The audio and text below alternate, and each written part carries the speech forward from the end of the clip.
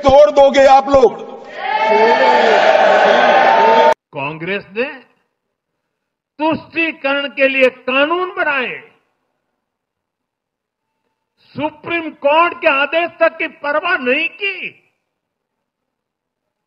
इसका एक उदाहरण वक्फ बोर्ड है। হাঁপ ছেড়ে বাজলো মোদী সরকার। ওয়াকফ সংশোধনী আইন 2025 কে স্থগিতাদেশ দিল না সুপ্রিম কোর্ট।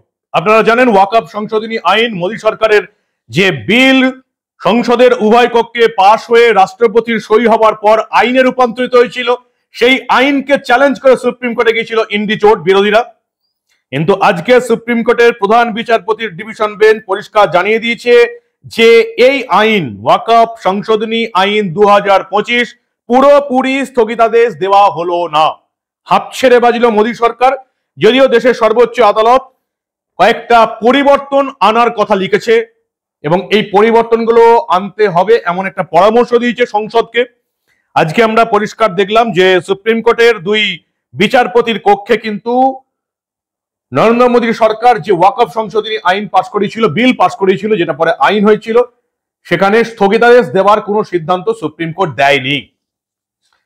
সুপ্রিম কোর্টের বিচারপতিরা এখন মাঝে মাঝে আমার মনে হয়, ব্যক্তিগত মত, কারণ সুপ্রিম কোর্ট এবং তাদের বিচারপতিদের নিয়ে কোনো কথা বলা উচিত নয়, আইনে নেই, আপনারা জানেন, কিন্তু কখনো কখনো তো মুখ খুলতে হয়। সব সাংবাদিক, সব মিডিয়া যদি চেপে যায় অন্যায় জানার পরেও, তাহলে তো দেশের মিডিয়াটাই উঠে যাবে। সুপ্রিম কোর্টের কিছু বিচারপতি নিজেদেরকে আইন, সংবিধান, সংসদ, লোকসভা, রাজ্যসভারও উপরে ভাবেন। শুনতে খুব অবাক লাগলে, দুঃখ লাগলেও এটা সত্যি।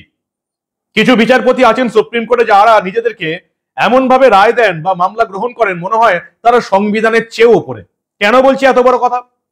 কারণ আপনারা জানেন আমাদের দেশের গণতান্ত্রিক নিয়ম অনুযায়ী দেশের সংবিধানই সব। আইন প্রণয়ন করে সংসদের উভয় কক্ষ।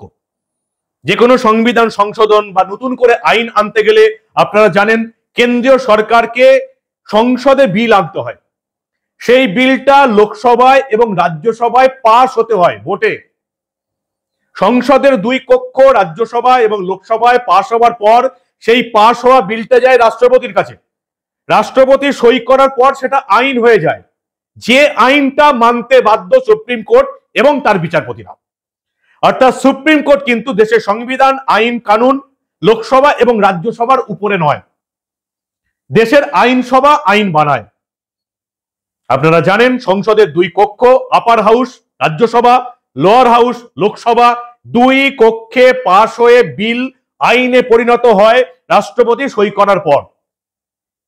সেই আইনের, সেই সংবিধানের সংশোধনের বিচার করার অধিকার কি সুপ্রিম কোর্টের কোন বিচারপতির থাকা উচিত? সুপ্রিম কোর্টের উচিত ছিল এই ওয়াকফ সংশোধনী বিল, এই যে মামলাটা আসছে, আগেই বাতিল করে দেওয়া। কারণ দেশের দুই কক্ষ যে সিদ্ধান্ত নিয়েছে, রাষ্ট্রপতি সই করেছে, সেটা মানার কাজ হচ্ছে সুপ্রিম কোর্টের বিচারপতিদের। সেটাকে বিচার করার কোনো অধিকার সুপ্রিম কোর্টের বিচারপতিদের নেই। কিন্তু ওই যে আমি বললাম, সুপ্রিম কোর্টের কিছু বিচারপতি এখন এই যে আমাদের কলেজিয়াম সিস্টেমটা চলছে, যেটার পরিবর্তন আনার জন্য সাধারণ মানুষ আন্দোলন করছে, এই সিস্টেমের বশবর্তী হয়ে তারা মনে করছেন আমরা সংবিধানের উপরে এবং সংসদে পাশ হয়ে যাওয়া, রাষ্ট্রপতির সই হয়ে যাওয়া আইনের উপরে। যদিও আজকে সুপ্রিম কোর্টে দেশের সর্বোচ্চ আদালত এবং প্রধান বিচারপতির division bench, B. R division bench কিন্তু আজকে এই সুপ্রিম কোর্টে ওয়াকফ সংশোধনী আইন 2025 কে পুরোপুরি স্থগিতাদেশ দিতে পারলো না। ইন্ডি জোটের হার হলো, রাহুলের কংগ্রেসের হার হলো, মমতার তৃণমূলের হার হলো। সংশোধনী প্রস্তাব কিছু চেঞ্জ আনার কথা বলেছে, কিন্তু ওয়াকফ বোর্ড সংশোধনী আইন পুরোপুরি বাতিল হয়নি, স্থগিতাদেশ হয়নি। সবচেয়ে বড় সমস্যার কথা, বিরোধী জোট এরা বোঝানোর চেষ্টা করছে যে বিজেপি সরকার মুসলিম বিরোধী এবং সেজন্য তারা ওয়াকফ সংশোধনী আইনটা নিয়ে আসছে। আসল কথা হলো যে এই যে ওয়াকফ বোর্ডের সম্পত্তি, মুসলিমদের সেই সম্পত্তি কারা দখল করে রেখেছে?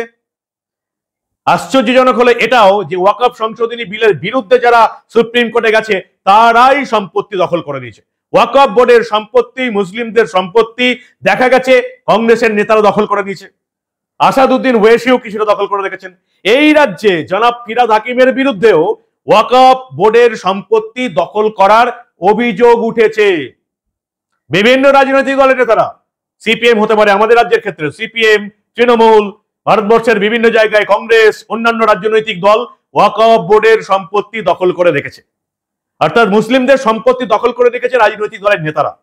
কিন্তু এই সংশোধনী বিল যে পাশ হয়েছে, আইন হয়ে গেছে, এর ফলে এই সম্পত্তি আর কেউ দখল করতে পারবেন না। যেমন ওয়াকফ বোর্ডের সম্পত্তি বলে এরা কেউ অন্য কারোর সম্পত্তি দখল করতে পারবে না, তেমনি ওয়াকফ বোর্ডের সম্পত্তি কোনো রাজনৈতিক নেতা নিজের নামে চালাতে পারবে না। ফলে এই বিল পুরোপুরি স্থগিত রাখার সিদ্ধান্ত নিল না সুপ্রিম কোর্ট। মোদী সরকারের বড় জয়। তবে কয়েকটা পরিবর্তন আনার কথা বলেছি। যেমন আমরা দেখতে পেলাম যে এই ওয়াকফ সম্পত্তি কিনা সেটা জেলা শাসকদের পুরোপুরি ক্ষমতায় ছিল। সুপ্রিম কোর্টের প্রধান বিচারপতির নির্দেশে জেলা শাসকদের হাতে পুরো ক্ষমতা থাকবে না। এর জন্য আলাদা করে হয়তো সুপ্রিম কোর্টের নতুন নির্দেশ অনুযায়ী জেলা শাসকদের হাতে এই সম্পত্তি নিয়ে নতুন কোনো ট্রাইব্যুনালের হাতে এই ওয়াকফ বোর্ডের সম্পত্তি কোনটা সেটা বিচার করার দায়িত্ব দেওয়া হবে। আর অন্যদিকে আরেকটা নিয়ম করা হয়েছিল যে 5 বছর ইসলাম ধর্ম পালন করলে তবে ওয়াকফ সম্পত্তি দান করতে পারবে। সুপ্রিম কোর্টের প্রধান বিচারপতিরা এটার উপর স্থগিতাদেশ দিয়েছেন। বিআর গভাইয়ের বেঞ্চ পরিষ্কার বলেছে যে না, ওই 5 বছর ইসলাম ধর্ম পালন করলে তবে ওয়াকফ বোর্ডের সম্পত্তি দান করতে পারবে, এটার উপর স্থগিতাদেশ দেওয়া হলো। কেন্দ্রীয় ওয়াকফ বোর্ডে 4 জনের বেশি অমুসলিম থাকতে পারবেন না, রাজ্য স্তরে সেই সংখ্যাটা 3। ওয়াকফের সিইও কে যতদূর সম্ভব মুসলিম সম্প্রদায়ের হতে হবে। অর্থাৎ সুপ্রিম কোর্টের প্রধান বিচারপতি এই রায় দিল না যে ওয়াকফ বোর্ডের সিইও, চিফ এক্সিকিউটিভ অফিসার অমুসলিম হতে পারবেন না, এই নির্দেশ দেয়নি। অর্থাৎ ওয়াকফ বোর্ডের সিইও হিন্দু হতে পারে, জৈন হতে পারে, বৌদ্ধ হতে পারে, তবে বলা হয়েছে যে যতদূর সম্ভব মুসলিম সম্প্রদায়ের মানুষ হতে হবে, কিন্তু অমুসলিমদের বসানো যাবে না, এই নির্দেশিকা সুপ্রিম কোর্ট আজকে দেয়নি। সবচেয়ে বড় কথা হলো যে এই 2-3টে মাত্র সংশোধনের উপর স্থগিতাদেশ দেওয়া হয়েছে। এক, জেলা শাসকদের ক্ষমতায় রাজস্থান হয়েছে, অর্থাৎ জেলা শাসকের হাতে পুরো ক্ষমতা থাকবে না, একটা কোনো বিচারপতির আন্ডারে বা অন্য কোনো ভাবে ট্রাইব্যুনাল আনতে হবে, তারা ওয়াকফ সম্পত্তি কিনা বিচার করবে। আর এই 5 বছর ইসলাম পালনের পর তারা সম্পত্তি দান করতে পারবে, এটার উপর স্থগিতাদেশ দেওয়া হয়েছে।